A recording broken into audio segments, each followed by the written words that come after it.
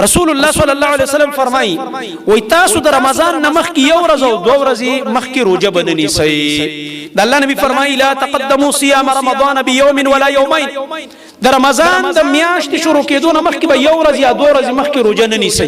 دین نبی صلی الله علیه وسلم منع کړې ده.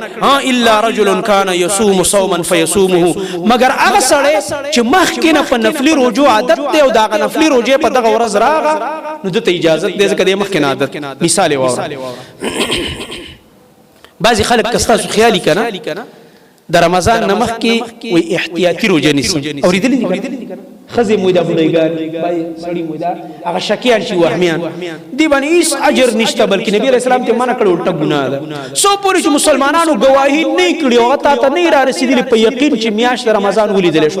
دې نه مخکې که ته احتیاطي روزه نیسي یو ورځ مخکې دوه ورځې مخکې چې مړه دا مړه خو که فرضي شو خو په رمضان کې به حساب شي، که فرضي نه شو نفلي خو به شي که نه. دا نه فرضي ده او نه نفلي ده، یوم نه ده.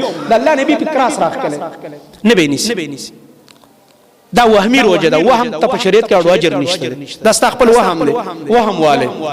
نو احتیاطي روزې په دین کې نشته، دا چې کوم دا خلکو کې عام دي. یو دویمه خبره چې نبی علیه السلام فرمایي مګر هغه سړی نیولی شي چې هغه مخکې نه خپلو روزو باندې عادت.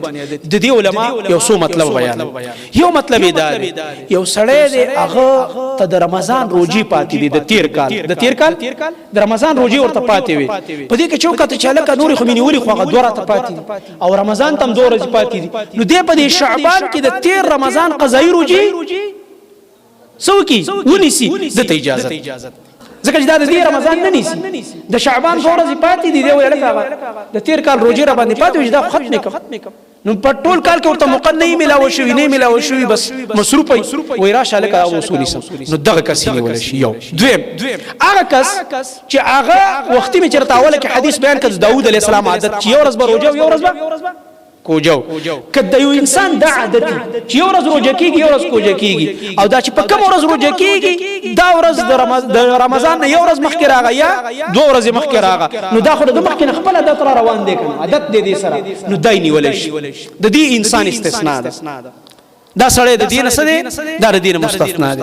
دریم د دین هغه کس مستثنا دی چې هغه د مخکې نه ځان عادت کړی دی. عادت یې دا دی چې د هر پیر او د هر جمعرات په ورځ دی څه نیسي؟ روژه نیسي. نو چې ویې کته د رمضان نه یو ورځ مخکې یا دوه ورځې مخکې یا د پیر ورځ راغه یا د جمعرات ورځ راغه نو دی اصل کې دا شکي روژه نه نیسي. هغه احتیاطي والا کې دا نه دی داخل. دی په دې وجه نیسي چې هلکه دا خو زما عادت دی مخکې نه چې زه د پیر او د جمعرات په ورځ نفلي روژه نیسم. نو دا چونکې خپلې روژې د ده مخکې نه عادت دی معمول دی دې کس ته اجازت دی. نبی علیه السلام دته اجازت ورکړی، نور عام کسانو ته دې اجازت نشته.